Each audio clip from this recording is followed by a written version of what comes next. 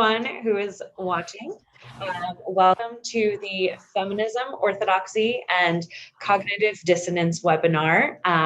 My name is Rivka Cohen. I am the manager at JOFA, the Jewish Orthodox Feminist Alliance. So very appropriate to the theme of this webinar. I'm here with Michelle Shain, who is an associate research scientist at Brandeis University's Cohen Center for Modern Jewish Studies. She received a PhD from the Heller School for Social Policy and Management at Brandeis University, and an MA from the Avraham Hartman Institute of Contemporary Jewry at the Hebrew University of Jerusalem. Dr. Shain's published works include numerous explorations of young adult Jewish identity, as well as the intersection of religion and family formation. The qualitative study of the fertility decisions of Jewish young adults can be found in Love, Marriage, and Jewish Families, Paradoxes of a Social Revolution. We are so privileged to have her joining us today for this webinar to learn about feminism, orthodoxy, and how we grapple with these two ideologies at the same time. So thank you so much, Michelle. Thank you, Rivka, for that warm introduction, and thank you to JOFA for inviting me, and also to the Hadassah Brandeis Institute for co-sponsoring this webinar. So for the next hour, we are going to explore the phenomenon of Orthodox feminism among modern Orthodox Jews in the United States from a social scientific perspective. We're going to use social science theory, some recent survey data, some fancy statistical modeling techniques to try and understand both how modern Orthodox Jews think and feel about Orthodox feminism, and also what that means for the modern Orthodox community going forward. If you have sort of clarifying questions while I'm speaking, feel free to use your Zoom chat or your YouTube chat, and I'll try to address those as we go. I'm also going to pause a couple of times while I'm speaking for a few deeper questions and reactions, and I'll be sure to leave 15 or 20 minutes at the end for a more freewheeling discussion with everybody who's joined the webinar. All right, so let's see if we can get the screen share working here.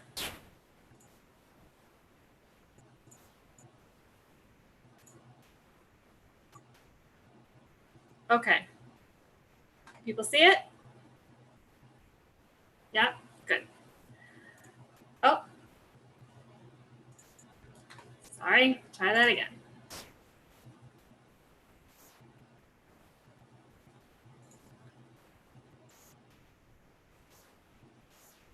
How about now? Good, thank you, Rivka. Okay, so we're actually going to start off by talking about this concept of cognitive dissonance. So cognitive dissonance is a concept in social psychology. It was introduced by a guy named Leon Festinger, who was a social psychologist who studied under Kurt Lewin, who was one of the most famous and oft-cited psychologists of the 20th century. This idea of cognitive dissonance was Festinger's seminal work. And the basic idea of it is that people strive to have consistency between their beliefs, their values, and their actions, right? And when two or more beliefs or values that people hold are inconsistent with each other, or when a person's actions and beliefs are inconsistent, a person will experience this psychological discomfort that he called cognitive dissonance, right? And people respond to that discomfort in one of two ways.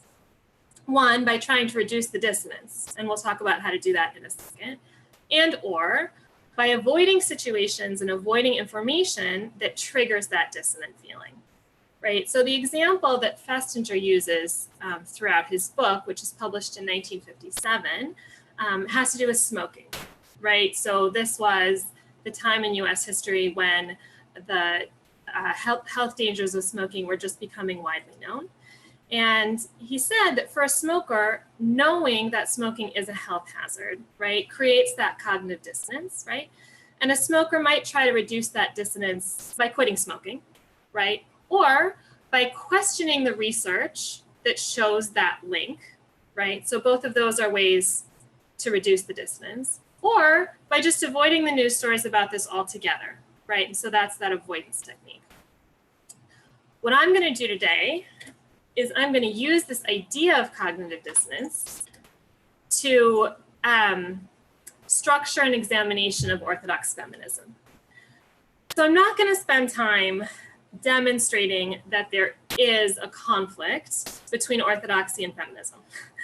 There are many scholars who have done that work already, and I refer you all to Tova Hartman, to Tamar Ross, to Blue Greenberg, and many others. What I am going to ask is, to what extent are modern Orthodox Jews in the United States experiencing psychological discomfort as a result of holding these two conflicting belief systems at the same time? And then, as a result of that psychological discomfort, to what extent are they rejecting either orthodoxy or feminism, or reframing their understanding of what orthodoxy is or what feminism is? And that would include adopting Orthodox feminist beliefs. So that is trying to expand the spiritual, the ritual, the intellectual, the political opportunities for women within the boundaries of halakha. And or to what extent are modern Orthodox Jews withdrawing, either mentally or emotionally or physically, from the modern Orthodox community as a result of feeling this distance? So the data source for this study is the 2017 Nishma research survey of American modern Orthodox Jews, which was conducted by a former market researcher named Mark Trencher, who I think gave a JOFA webinar about this study before.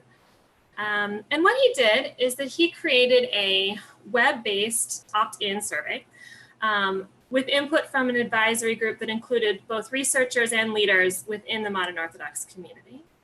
And he got the RCA, the Rabbinical Council of America, which is the main professional rabbinical association for American modern Orthodox rabbis, to send the link to the survey out to its member rabbis, so about 1,000, and ask them to share it with their congregants.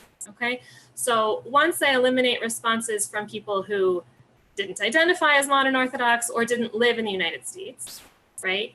I wound up with 2,688 complete responses to this survey. There are a couple of limitations that I want to acknowledge right at the gate.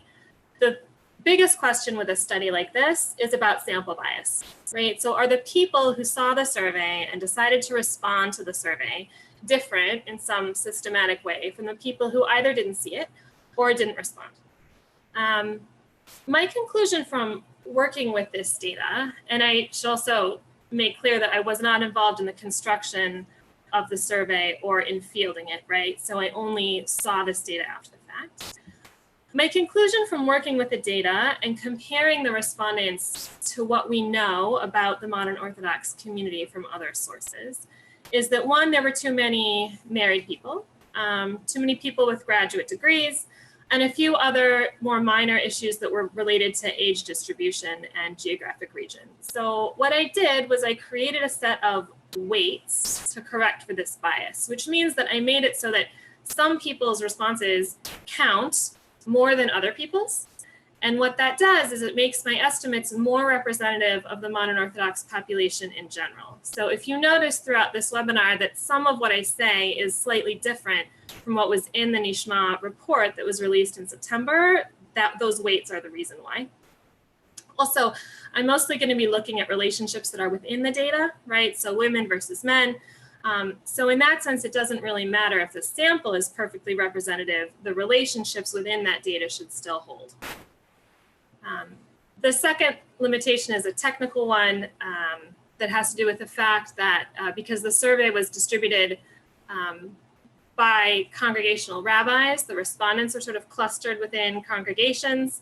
And sometimes you had two spouses who both took the survey, so they're clustered within households, and I'm not able to account for that. And the third one is that this analysis is totally retrofit. So like I said, I wasn't involved in creating the survey, and it wasn't designed to examine cognitive dissonance, and it wasn't designed to look at how feminist values enter Orthodox Judaism. So I want to put that on the table right away. And if people have more methodological questions, I'm happy to talk about them later. All right, so how do we measure psychological discomfort. There was a pair of open-ended questions in the survey. First, what gives you the most satisfaction, joy, or meaning to your life as an Orthodox or observant Jew? And what, if anything, causes you the most pain or unhappiness as an Orthodox or observant Jew? 74% of the respondents, so that's 1,989 of them, wrote in an answer to these questions. And I started my analysis of this data by reading all 1,989 of these responses and coding the content. 7% of the men and 21% of the women said that an issue relating to women or to women's roles causes them the most pain or unhappiness in their lives as Orthodox Jews. Also note that less than 1% of the people, so 17 people, said that an issue relating to women or women's roles was their greatest source of satisfaction or joy or meaning. There were also 12 people who said that it was Orthodox feminism itself that was causing them the most pain, right? So those 12 people are not coded in this analysis as saying that an issue related to women or women's roles caused them the most pain or unhappiness, because that's a totally different category of people, but there were 12 people like that. So in order of frequency, here is what people said. First, they said that women are, in general, in Orthodox Judaism, not equal or not valued. That was the most common response, sort of a general, non-specific statement. The second most commonly mentioned issue had to do with divorce. So either the plight of agunot and mesuravot get, or inequities in the gitin process in general. Then was a whole bucket of stuff that had to do with ritual. So women being excluded from ritual or religious practice, mentions of mechitza, of reciting Kaddish, and so forth. Then came leadership. So this idea of women being excluded from communal leadership, that included women serving as synagogue presidents, and also clergy. Then was issues relating to learning and teaching. So the idea that there are different or worse learning or teaching opportunities for women and girls, or the dismissal of women's intellectual capabilities. And then came singlehood and childlessness. So the idea that there is poor treatment of women and divorced women, single women, and or childless women within the Orthodox community. The question here is, will the report be available? So I am writing this up as a journal article, which should be published in the fall, and I will be happy to send it to JOFA for distribution when it comes out. Yes, it will be available. And Mark, if you want an early copy, since this was your question, email me after. Okay. So I wanted to bring you guys some of the words of the individuals who said that these issues are causing them pain, so that you get a sense of the color of these comments and so that you can hear the voices of the respondents a little bit. I'm going to read these aloud. So I brought 3 from Modern Orthodox Women. Being completely sidelined because I'm a woman. Main tasks are cooking for Shabbat and Yom Tov with no meaningful engagement. I'm a working mom and lawyer, but I'm relegated to the kitchen. How can we tell our daughters they can truly be anything they want to be in 2017, but they cannot serve as clergy? How can we afford to draw from only 50% of our talent base to lead our people? What message are we sending our daughters? That wanting to learn more or be more involved in certain ways brands me as less religious, whereas my male peers are viewed as more religious for participating in those ways. The way that this bleeds into so many aspects of life, not just the formal inshul ones, it's breaking me. And I want to bring you 3 of the direct quotes also from Modern Orthodox men who indicated that it was this issue of women and gender equality that caused them the most pain in their lives as Orthodox Jews. I had a wonderful experience growing up in an Orthodox community, and I wouldn't change a thing about it. It felt to me like a community and way of life that I would want to raise my children in, but I'm a white, straight, cis male. In early adulthood, I realized that many people of color, LGBTQ people and women who were raised in the same community that I was had vastly different experiences. That for them, this community brought them nothing but years of pain and suffering simply because of the way that they were born. It's hard for me to square the fact that a community which has been so good to me has been so awful to so many others simply because of traits they cannot control. And then the last one I wanted to bring you today, that as a result of affiliating as Orthodox, I'm supporting a movement which, broadly speaking, possesses homophobic and misogynistic tendencies that are deeply inconsistent with my personal, social, and moral values. I think that these quotes provide these individuals were on the articulate end of the spectrum. That's why I brought them to you, but the issues and the feelings that they're raising came up over and over and over again in this open-ended question about what causes you the most pain in your life as an Orthodox Jew. So this was the beginning of the analysis. Now, we've established that at least some proportion of the modern Orthodox population is feeling what I'm calling cognitive dissonance related to feminism and to the role of women in Orthodoxy. So now the question becomes, how is that dissonance affecting them? How is it affecting their relationship to Orthodoxy? So we're going to start by looking at how feelings of cognitive dissonance are related to Orthodox feminist beliefs, right? How are they related to some kind of commitment to expanding the spiritual, the ritual, the intellectual, the political opportunities for women within the boundaries of halakha? So there were a lot of questions in the survey about how modern Orthodox Jews think about women's role in Orthodoxy. And what I did was I performed something called a latent class analysis on all of this data. So the idea behind latent class analysis is that you have some kind of latent underlying construct or condition that you can't observe directly and you can't measure directly. But you have a whole bunch of signs or symptoms of that construct that you can observe and measure, right? So what latent class analysis does is it uses all of those observed variables that stem from the underlying construct to identify the variable for that construct. And then it sorts all of the people who respond to the survey into groups, which it calls classes, based on their observed variables, right? So for example, do you guys remember after the first Gulf War, there were a lot of US veterans coming home with what they were calling Gulf War illness, right? They were experiencing all of these unexplained symptoms associated with their time serving in that region. So there was like fatigue and muscle and joint pain and memory loss and gastrointestinal disorders, right? And it wasn't clear to medical professionals what was causing those symptoms. So you couldn't create a test for whatever the underlying condition was because that underlying condition wasn't known. But you could measure all of the symptoms that were a result of the underlying condition, right? So medical researchers used latent class analysis to figure out whether this thing that we were calling Gulf War illness was actually like a single homogeneous condition, or if it was a set of conditions with several variants, and then which of those symptoms were most characteristic of the illness, right? Turned out in the end, for anybody who cares, there's like a neurologic variant, a respiratory variant. So I'm using the same kind of idea to look at Orthodox feminism, right? So I used a latent class analysis, and I used 14 items in the survey, questions in the survey, that were related to women's roles in Orthodoxy to try to identify like a latent underlying variable measuring Orthodox feminist stance, right?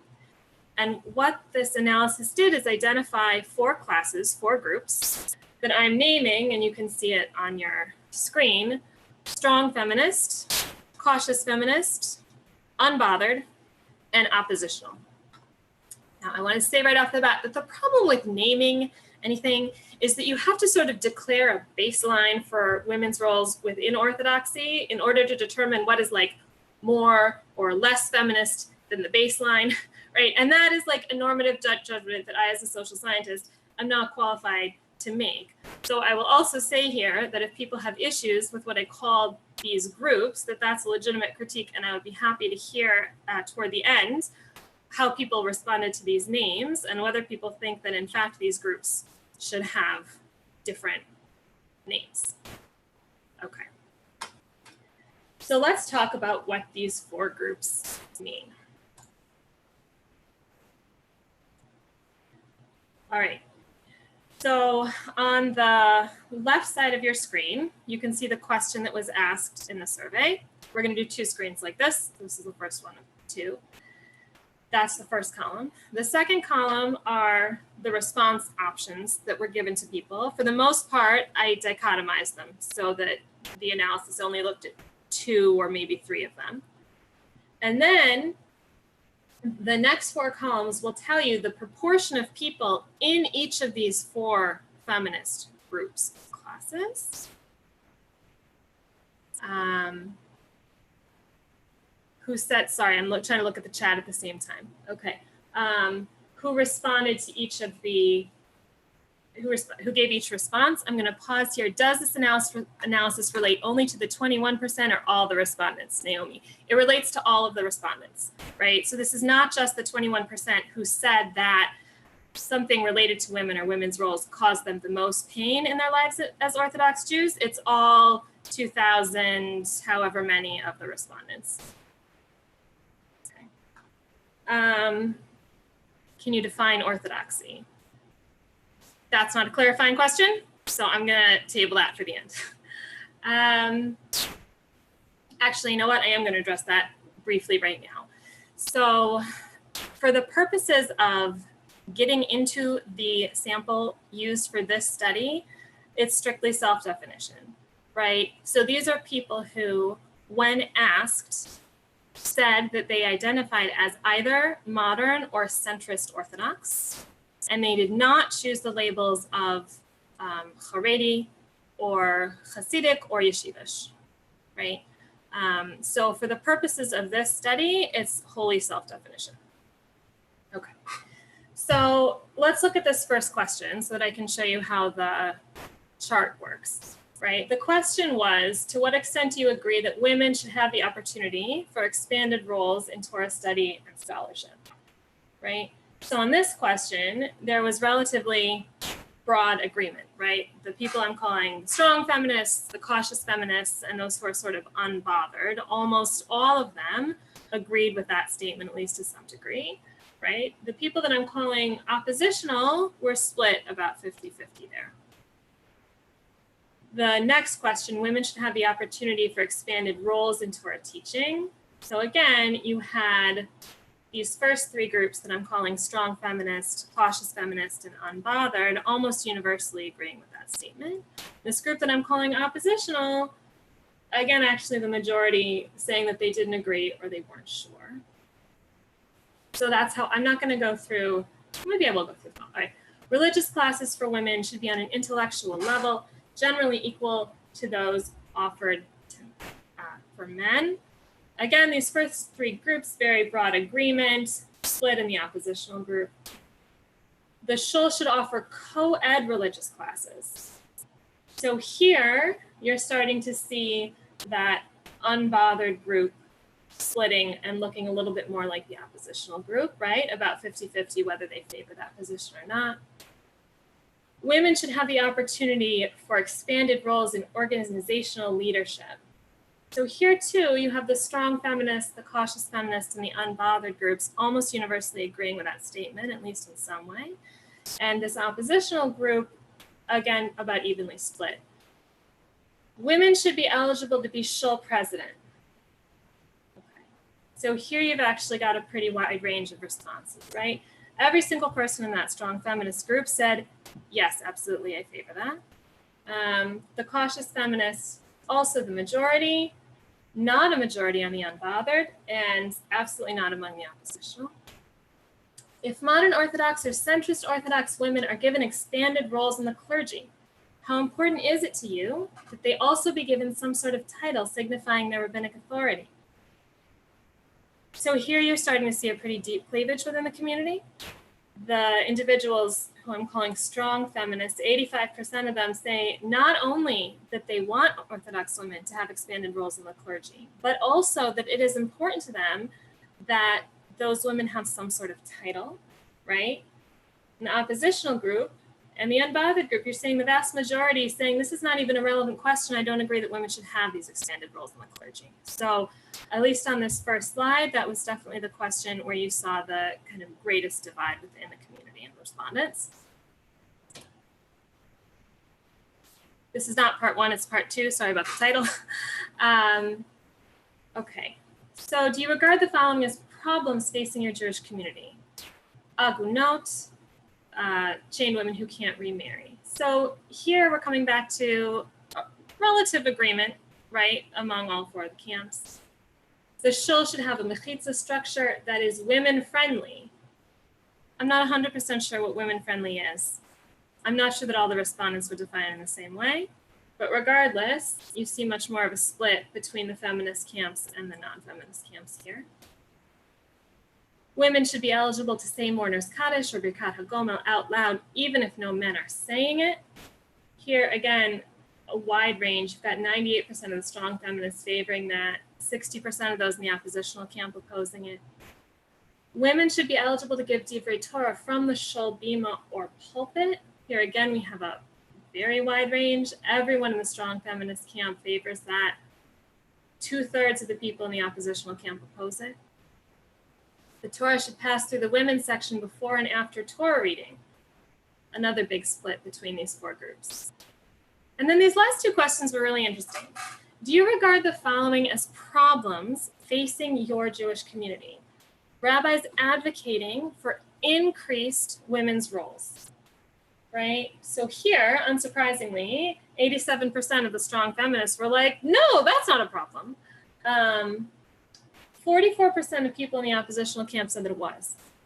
And then the flip question, right? Do you regard rabbis opposed to increased women's roles as a problem facing your Jewish community, right? So here you had 84% of the strong feminists saying, yes, that is a problem. 91% of the oppositional group saying, no, of course not, right? When I look at this data as a whole, at the results of this latent class analysis, I am struck by the wide divisions within the community, right? There are 4 distinct sort of ideological groups surrounding this issue of Orthodox feminism. And although there's some agreement on issues like Mesuravot and Agunot Get and learning for women, right? So those have become, for the most part, normative across the community.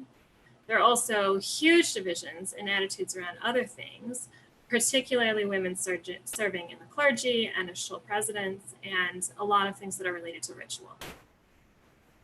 Okay.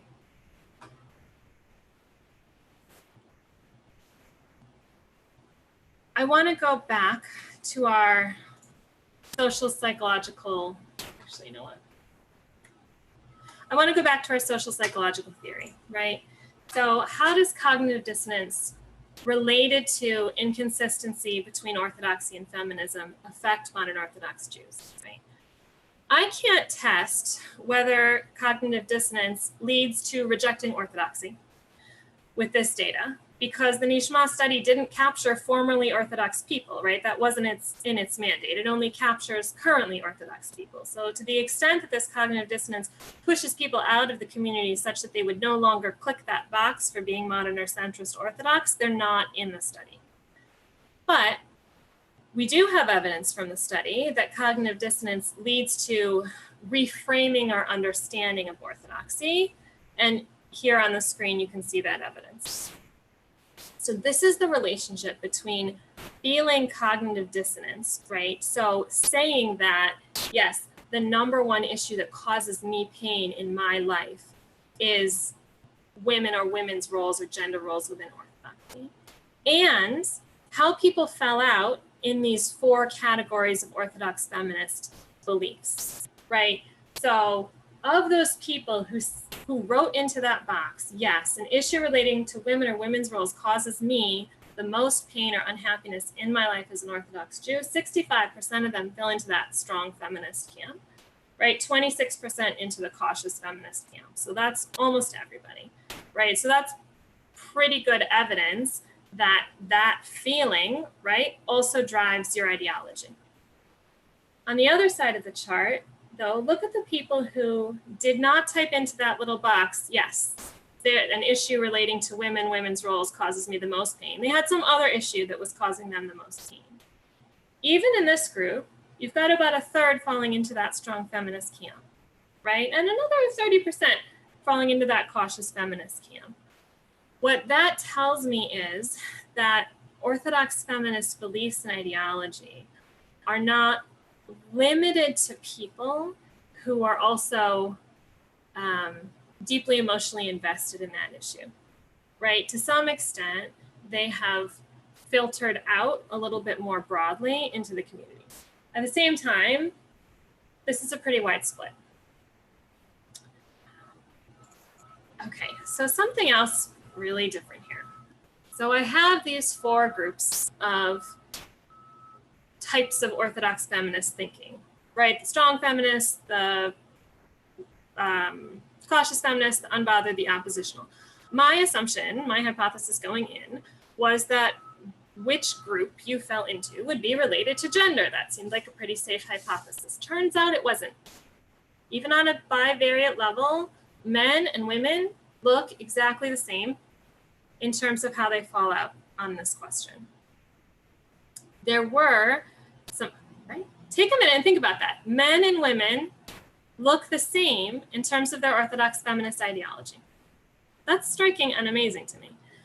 There were some other factors that were independently associated with kind of which of these four Orthodox feminist belief groups you fell into.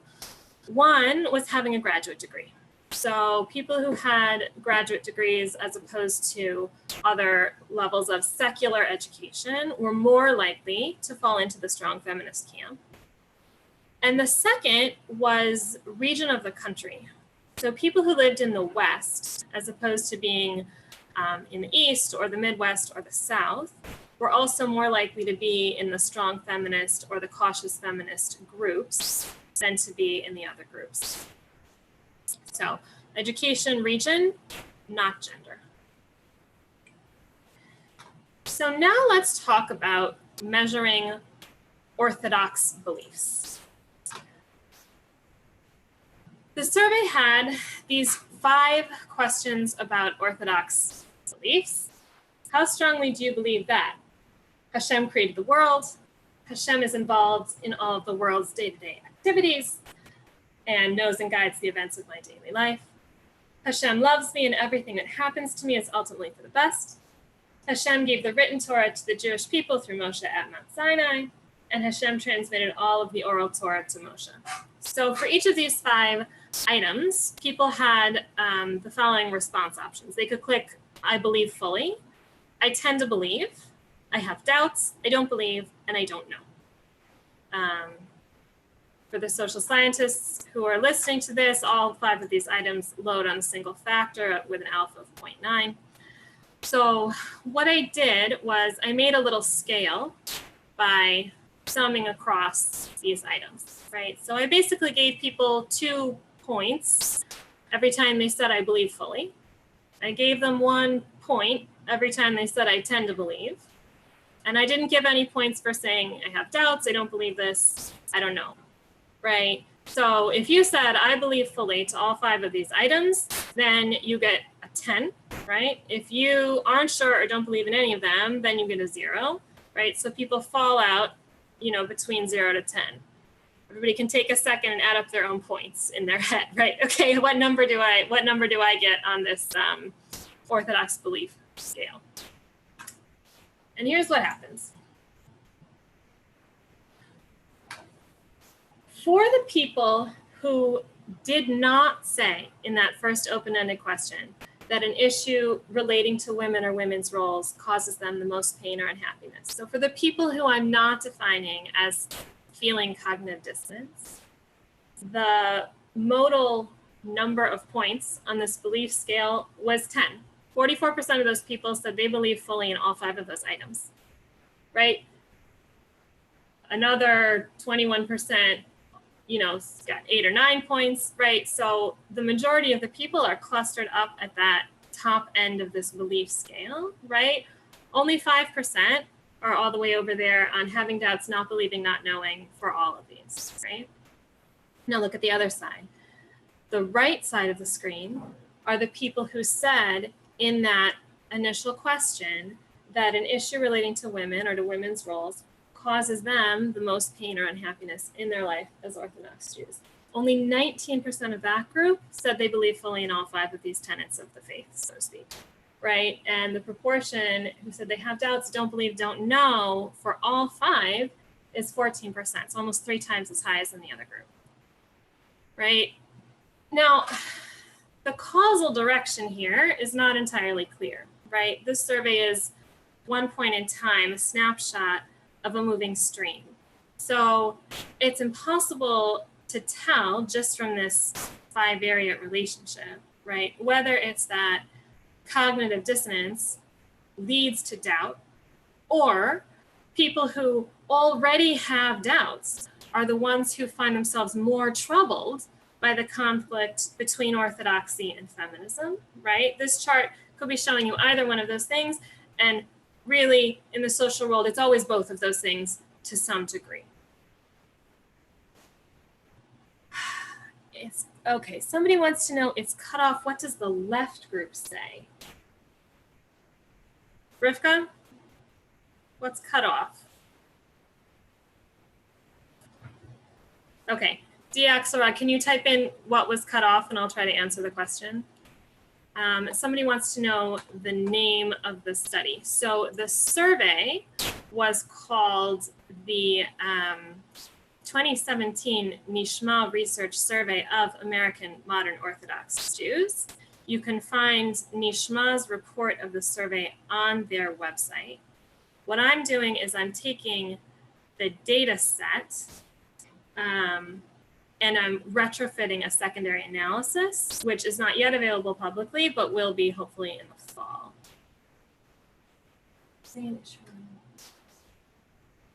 Oh, okay. So on the slide that you're looking at right now, psychological discomfort leading to non-Orthodox beliefs. On the left is the group of people who did not say an issue relating to women or women's roles causes them the most pain or unhappiness. On the right are the people who did say an issue relating to women or women's roles causes them the most pain or unhappiness. You're welcome. Sorry, it got cut off for you. Okay. So what I want to do now is I want to talk about whether there's any evidence that cognitive dissonance related to inconsistency between orthodoxy and feminism leads to withdrawal from Orthodox communal life. In other words, withdrawal from the circumstances that trigger the dissonance. There aren't great variables in the data set. I'm not sure that there are great variables in general for testing this. The one that I decided to look at was service attendance, right? So how often you go to shul.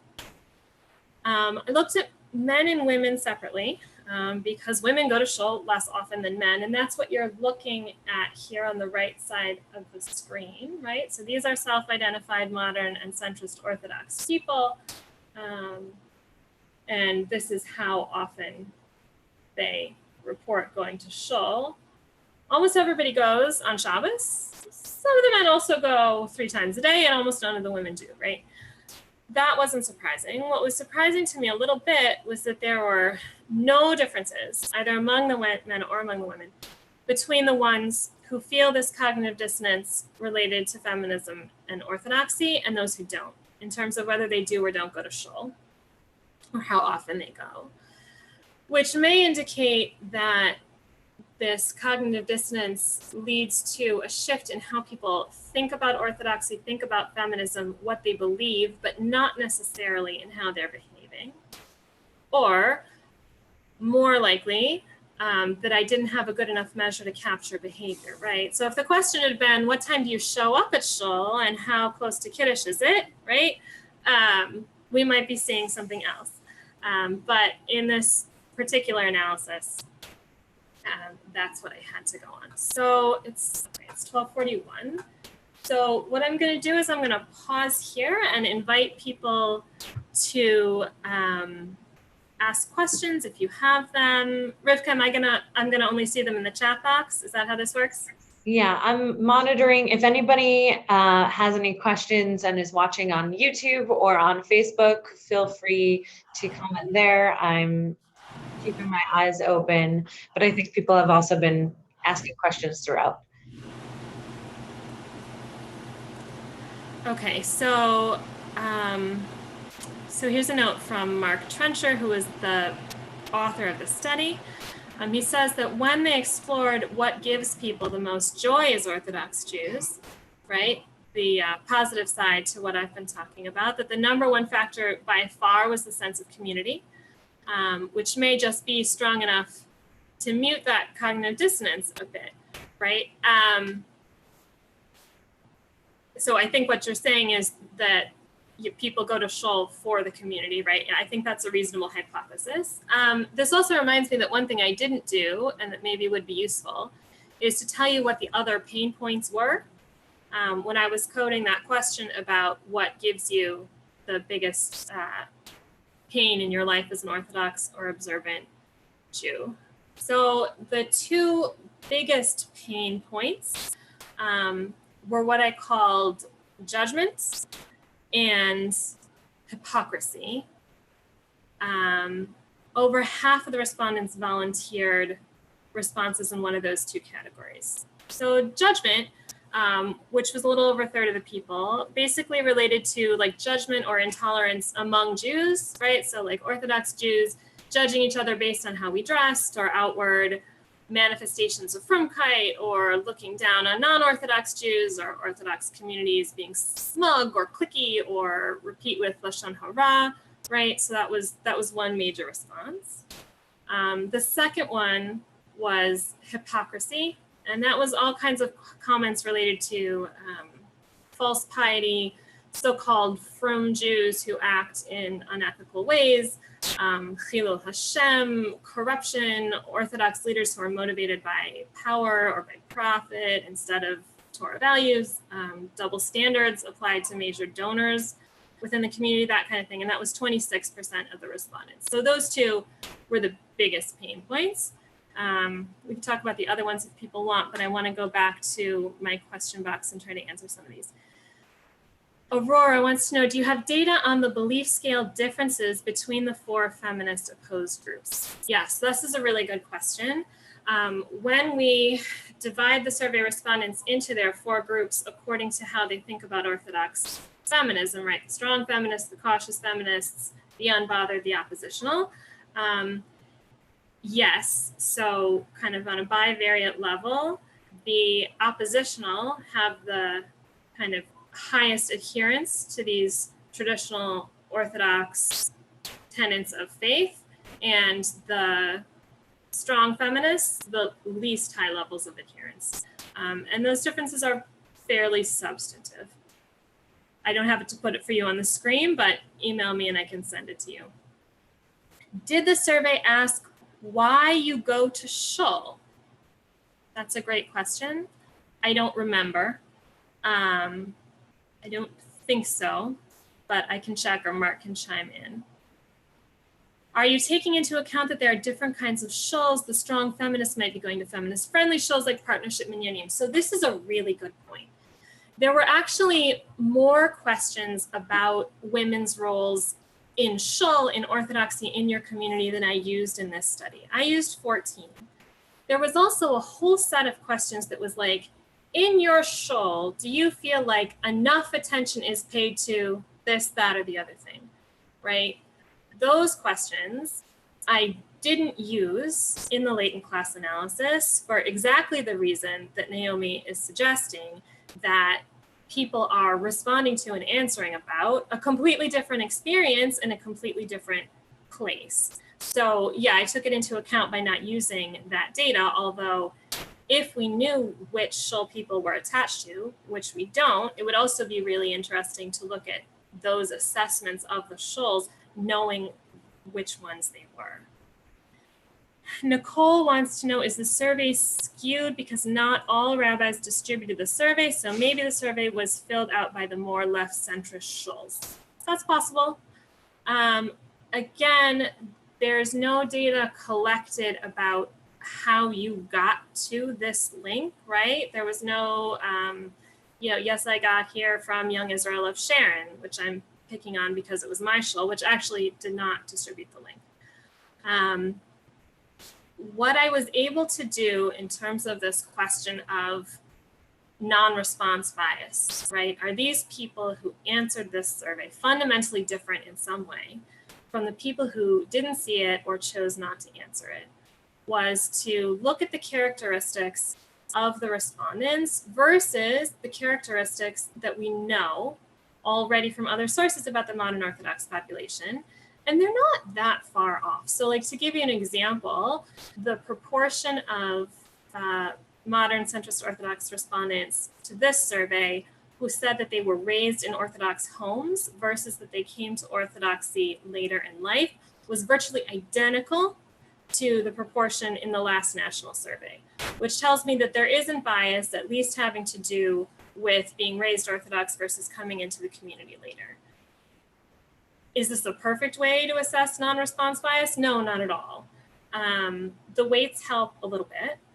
At the same time, though, even surveys that are not perfectly representative of the population that they're intended to study can still tell us all kinds of really useful things by just looking at the relationship between the variables inside of the survey, right? So if I can say, actually, there's no difference between the way that men think about Orthodox feminism and the way that women think about Orthodox feminism, because within this study, the men and the women have the same sets of responses, there's no reason to think that that would be different if the respondents had been different, right? There's no reason to think that, well, the bias for women is different than the bias for men responding to the survey. How did participants find the survey? Okay, so the initial way that it was sent out was that members of the RCA, the Rabbinical Council of America, which are roughly 1,000 rabbis, many of whom are in congregations, were contacted by the RCA and asked to send the link to their membership of their synagogue. Now, looking at who responded, it's clear that the link sort of traveled a little bit beyond that, right? There were people in Israel who responded. There were people who didn't identify as Orthodox who responded, right? And those people I've filtered out. That's the beauty and the disadvantage of having an open access survey. If you go to the Nishma research website, they have more on the methods of how it was distributed.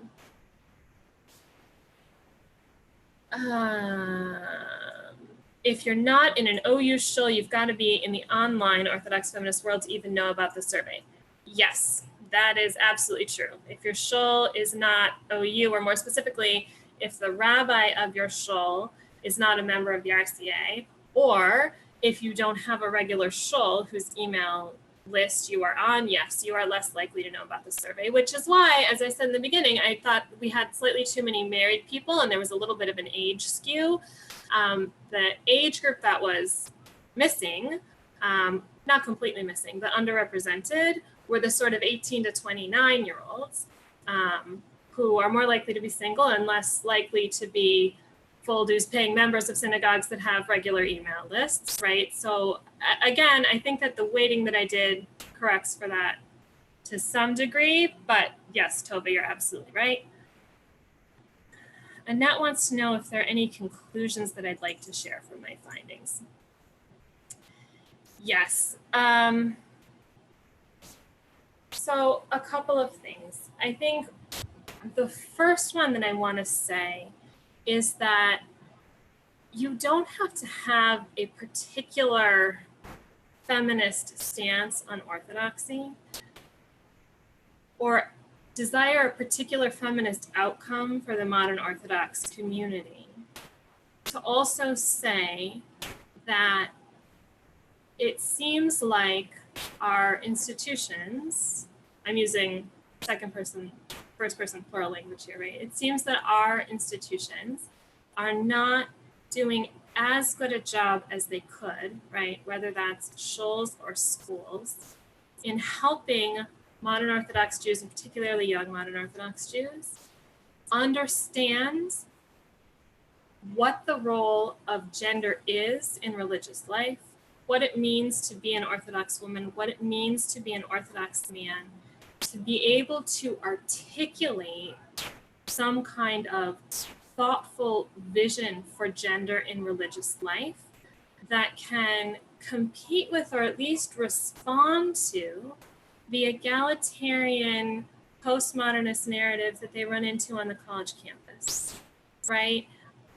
I'm not at all trying to tell anybody what that education, what that counter narrative ought to be, but I think what I am pointing out is that many modern Orthodox Jews don't have a satisfying narrative about gender in religious life that they can access, that they can articulate, and that this is particularly difficult for young people. How many people are in the upper age group, like 70 plus? That's a good question. About the right number is probably not going to satisfy you, right? I will check in one moment. Rivka, did I miss any? I don't think so. Okay.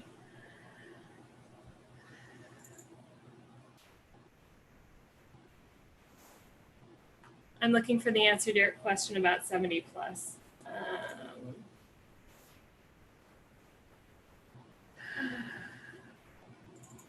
All right, I found the right file. Opening the file. Age. So 65 plus is 25% of the Nishma study. It was 25% of Jews who identified as modern Orthodox in Pew, so about the right number.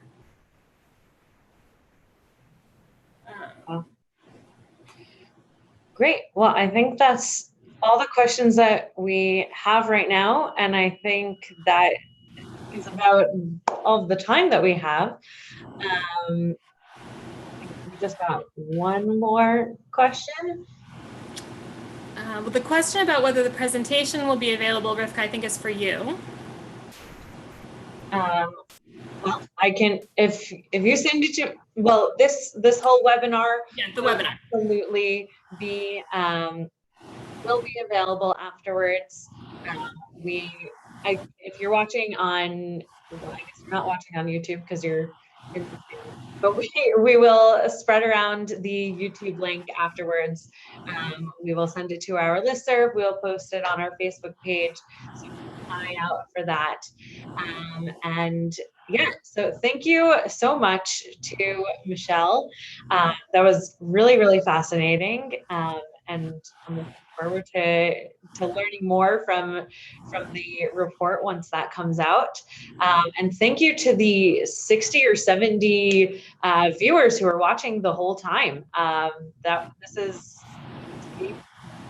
is one of our biggest webinars so far, so and very engaging. So I thank you all who are watching now, and thank you again, Michelle. And that's it. I hope everyone has a great day, and I hope that we can continue thinking about these issues, and trying to come up with solutions as well.